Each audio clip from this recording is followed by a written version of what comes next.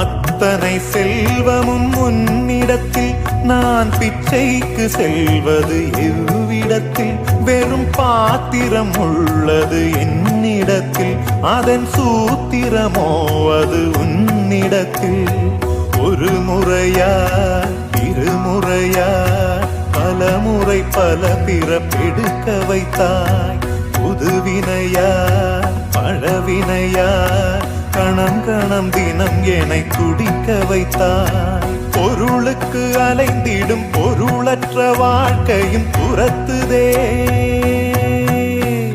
உன் அருள் அருள் அருள் என்று அலைகின்ற மனம் இன்று பிதற்றுதே. அருள் விழியால் நோக்குவாய், மலர்பதத்தால் தாங்குவாய்.